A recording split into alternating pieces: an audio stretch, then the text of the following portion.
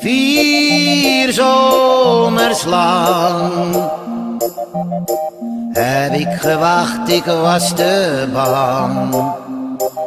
Waarom heb ik niets gezegd, mijn liefde toen nog? Sort of a general opinion on a group of people. It's just a general picture of a certain type of thing. Something that is kind of true in a very general way of a group of people. Stereotype is a shortcut, really, isn't it? It's a shortcut to making your mind up about something before you've actually been informed about it. Something that used to be true but won't be true anymore. Just an idea, a concept. A concept which more than a few people can relate to. A kind of thought that you have about a certain country or a nation. A preconception of a certain group of people. It's when people have a sort of shorthand in their head for what they think the characteristics and appearances of a particular person are. You try and categorise people just so you sort of can figure out who they are.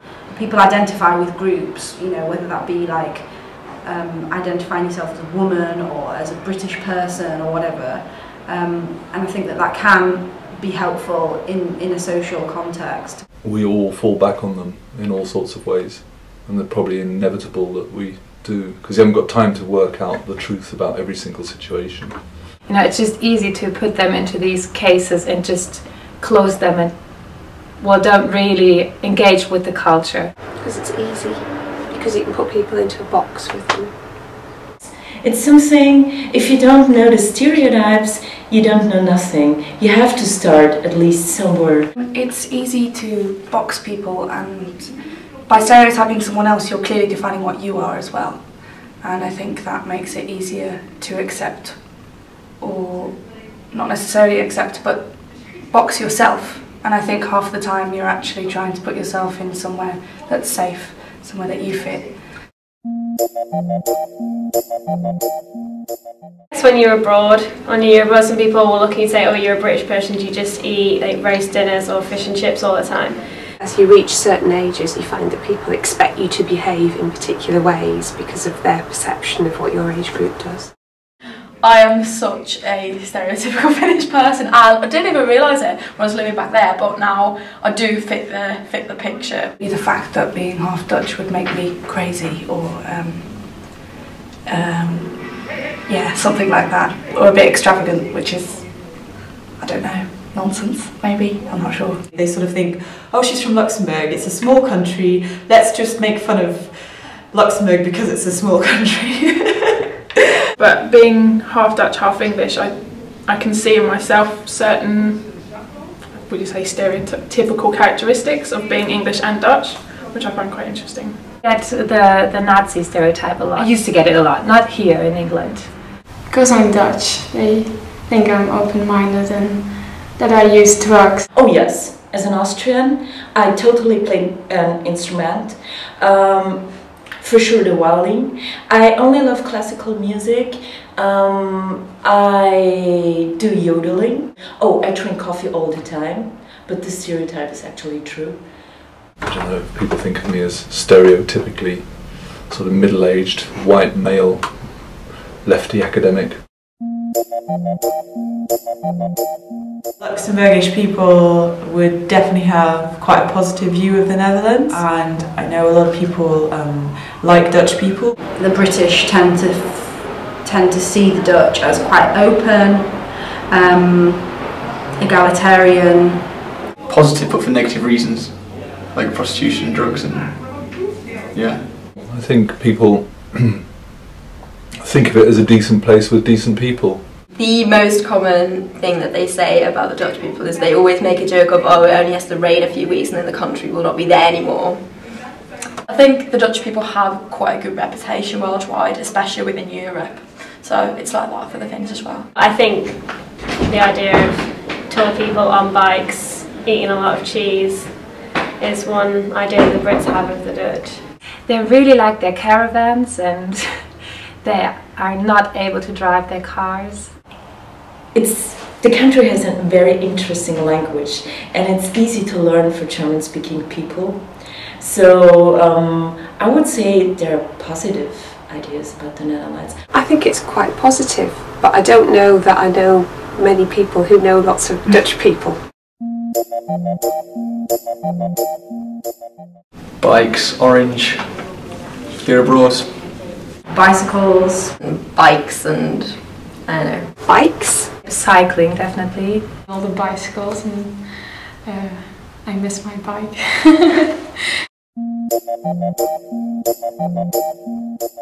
Out of 15 million people living in the Netherlands, around 12 million of them own bicycles.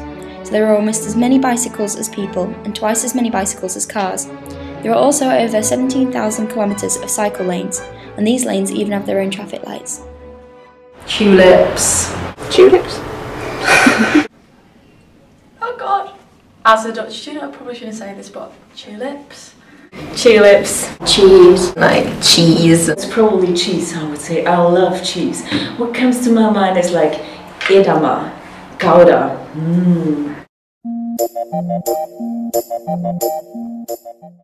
Germany, France and Italy all export more cheese than the Netherlands. When examining the cheese export giants within Europe, the Netherlands is fourth largest exporter of cheese behind France, Germany and Italy. Instead of the economy being based on cheese, milk and tulips, a considerable part of the Dutch international commercial success is based on renewable energy, environmental developments, life sciences and design industries, which represent only a small fraction of the many new, strong sectors that make up the Dutch export economy. Big plates of boerenkool or stamppot. Licorice. Modern, open, liberal, progressive, democratic, European country. Pancakes. Strong coffee. For sure, the shoes, the clogs. Some people have told me that Dutch people don't like spending money, that they're very thrifty with their money. Many people think that Dutch people are very thrifty, but if you look at the facts, you can see that that's actually not true. The Netherlands are the 7th most charitable country in the world, with 77% of Dutch people giving money to charity. Amsterdam and the tourist attractions in Amsterdam, like the Van Gogh and Anne Frank. A nice coast. Laughter and fun and openness. They are very open-minded people. Windmills, clogs. Do you know, I think quite a big image is all about the drugs. They always think they're always smoking weed over there. Probably a few drugs thrown in there as well. Modern ideas of a very liberal society in which you can smoke dope. Weed. Drugs. Cannabis. Abroad, the idea lives that it is a drug Valhalla. People will buy their tickets and come specifically for the drugs, and that's exactly what they're trying to stamp out. The countries with the highest reported use of cannabis in Europe are Spain, Italy, France, the Czech Republic and the United Kingdom. Looking at the central graph, one can clearly see that whilst other European countries are experiencing increases in cannabis use, the Netherlands is displaying a steady decline in regular users.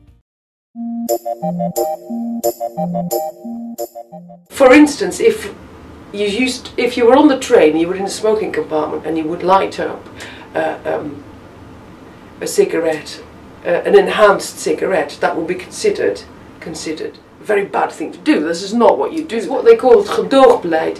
It's not illegal, but it isn't legal either. It's somewhere in the middle. It is tolerated, but only within certain parameters that have been more clearly defined. If you want to buy stuff from your coffee shop, you have to be registered, particularly it's tied in with your address. Now if you live in Belgium, you can still get a wietpas to go to Maastricht, but if you're Australian, then you won't be registered.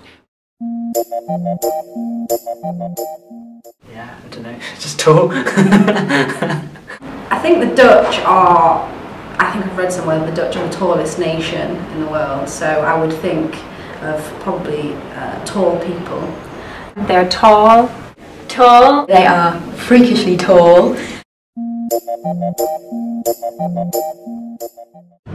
The Dutch are officially the tallest nation in the world.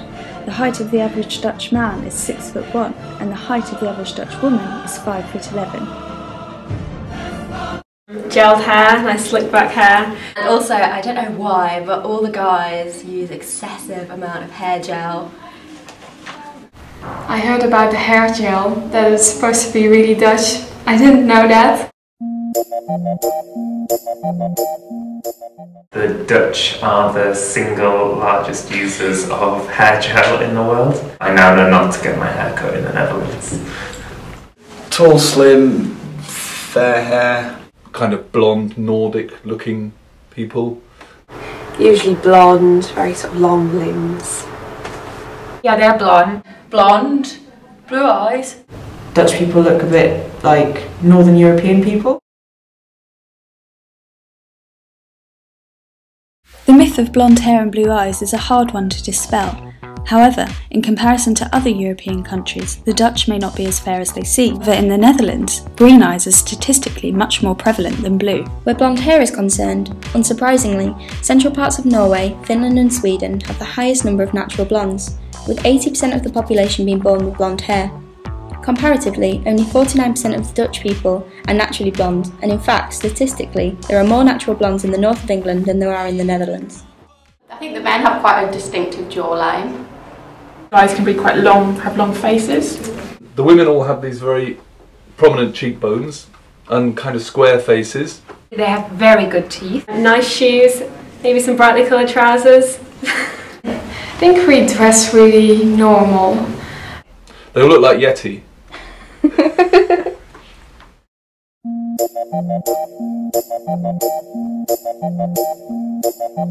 Vier zomers lang heb ik gewacht, ik was te bang. Waarom heb ik niets gezegd?